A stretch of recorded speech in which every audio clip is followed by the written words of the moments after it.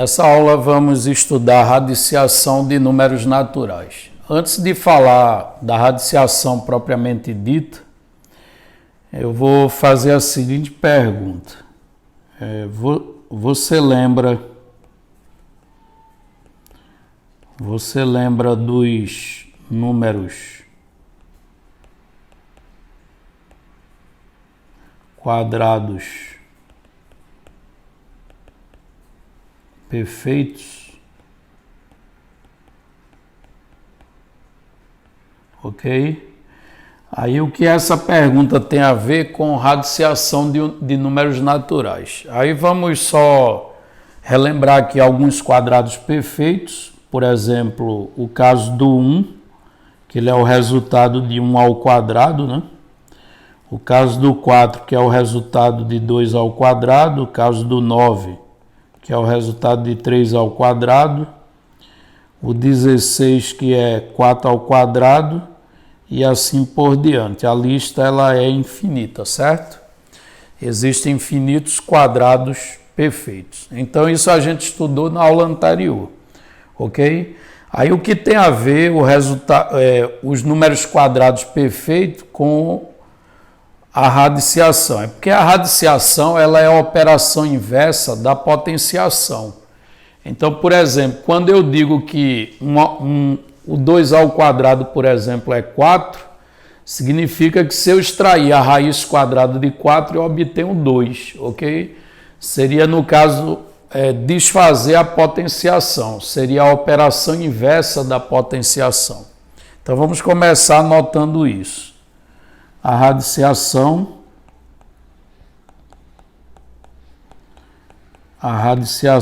é a operação. Ela é a operação inversa da potenciação. No caso aqui, estamos fazendo radiciação de números naturais apenas, ok? Porque se é nos reais, aí eu passo a ter algumas restrições, mas isso futuramente a gente vai estudar. Então, a radiciação que estamos fazendo aqui, tá certo que eu estou tomando como sendo a operação inversa da radiciação, é a radiciação de números naturais, ok? Então vamos ver alguns exemplos. Então, exemplo A. Imagina o número 1 elevado ao quadrado, né? O número 1 ao quadrado, ele é o resultado de 1 vezes 1, que é o próprio 1. Aí, em se tratando de raiz quadrada, né, cujo símbolo a gente escreve assim, existe um númerozinho que poderia vir ali naquele símbolo, né? Tá certo? Que seria o índice do radical, aquele símbolo ali a gente denomina de radical. Então, poderia vir um número pequenininho ali naquele radical, indicando o tipo de raiz que eu estou tirando. Mas quando a raiz é quadrada, tá certo? A gente omite esse índice. Então, em se tratando de raiz quadrada, a gente diz que a raiz quadrada de 1 é igual a 1.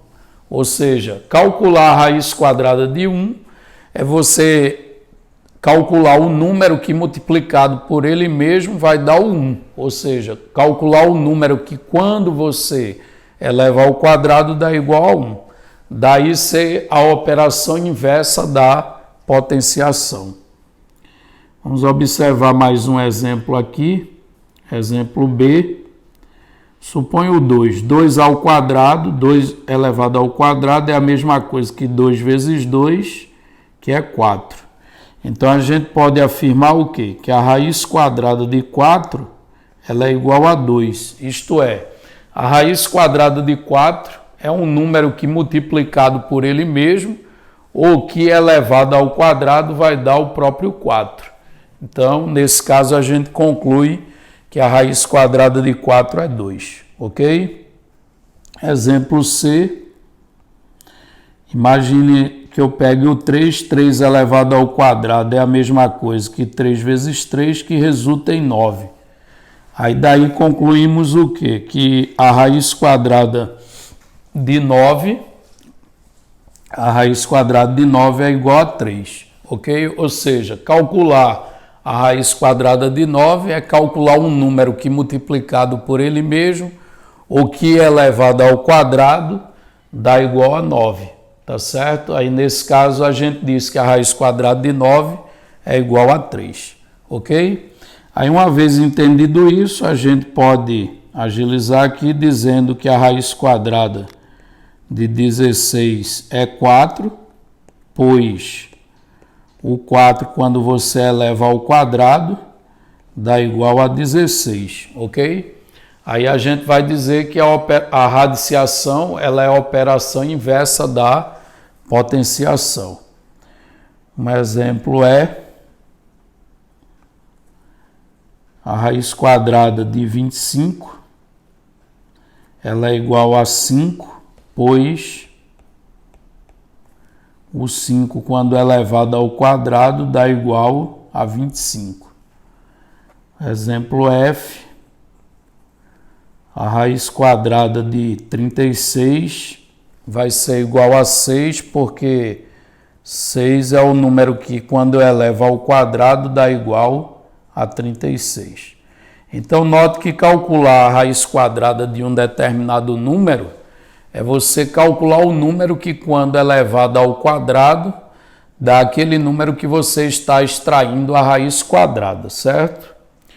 Porém, não só existe raízes quadradas, você pode ter raízes cúbicas também, certo? Que aí tem a ver com elevar um número ao cubo. Então, por exemplo, imagine 1 elevado a 3, né, que se lê 1 elevado ao cubo. Aí 1 elevado ao cubo é o resultado de 1 vezes 1 vezes 1, que a gente sabe que dá igual a 1. Aí isso leva à seguinte conclusão, que a raiz cúbica de 1 é igual a 1. Observe ali onde está aquele 3, que eu leio raiz cúbica, né? Aquele 3 ali faz papel do que eu chamei de índice do radical. Mais adiante a gente vai escrever essa nomenclatura. No caso da raiz quadrada, a gente omite, é como se ali tivesse um 2, mas aí a gente omite, certo? Então, de 3 em diante, a gente começa a escrever. Então, raiz cúbica de 1 é o próprio 1, ok? Mais um exemplo, o 2 elevado à terceira, ele é 2 vezes 2 vezes 2, que é igual a 8. Então, nesse caso, a gente pode dizer que a raiz cúbica de 8 é igual a 2. Então, o que é a raiz cúbica de 8? É um número que, quando elevado ao cubo, vai dar o próprio 8, que nesse caso aí é o 2, certo? Mais um exemplo. Imagina 3 elevado ao cubo, que é o resultado para 3 vezes 3 vezes 3, que é 27. Aí, nesse caso, a gente conclui o quê? Que a raiz cúbica de 27, ela é igual a 3, pois 3 é um número que eu elevo ao cubo e dá o 27. Aí, continuando com os nossos exemplos, a raiz cúbica de 64.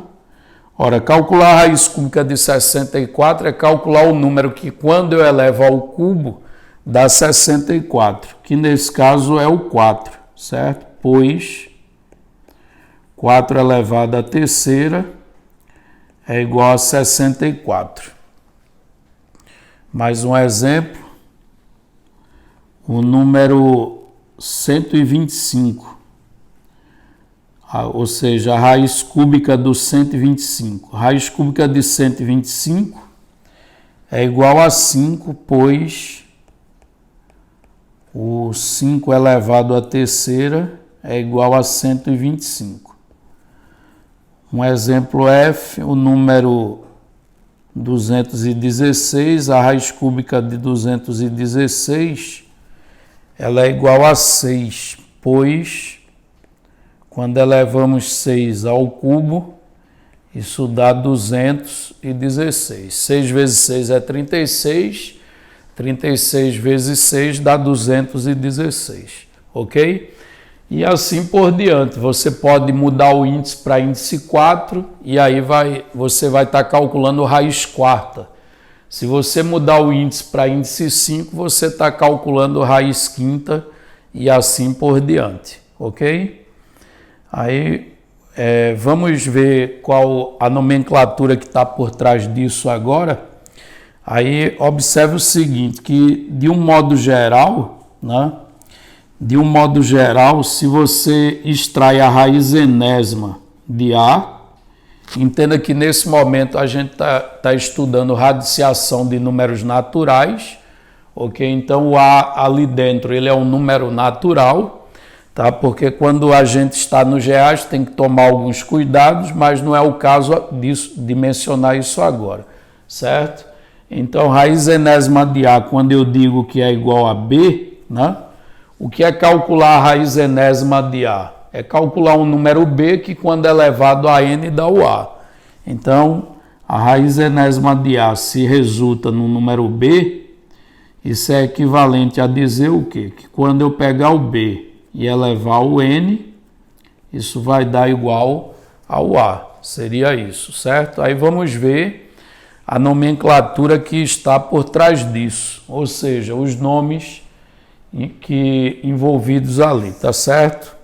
Então, por exemplo, quando eu digo que a raiz enésima de A é igual a B, tá certo? Quando eu digo que a raiz enésima de A é igual a B, o que é que eu quero mostrar de nomenclatura que está por trás disso aí? Primeiro, o nome daquele símbolo, certo? Esse símbolo aqui a gente chama de radical. Aquele nzinho que aparece ali no radical, a gente vai denominar de índice do radical.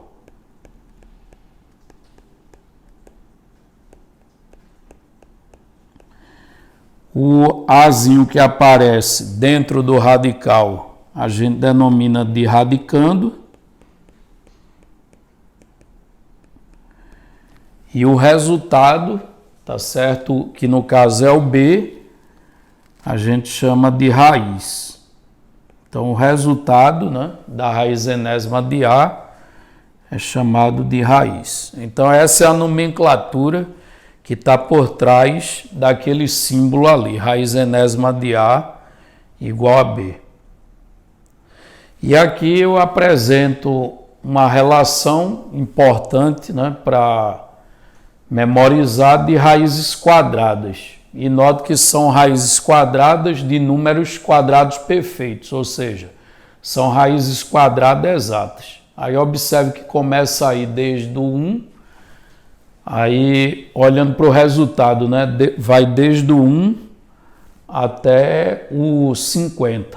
Ou seja, a gente tem aí uma lista com 50 raízes quadradas exatas. Que quando eu ensinei os números quadrados perfeitos, né, eu fiz uma lista dos quadrados perfeitos de 1 até 2500, né?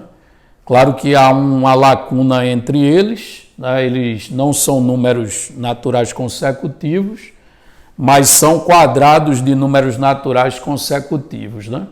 E agora esses quadrados, observe que eles aparecem como radicando, né?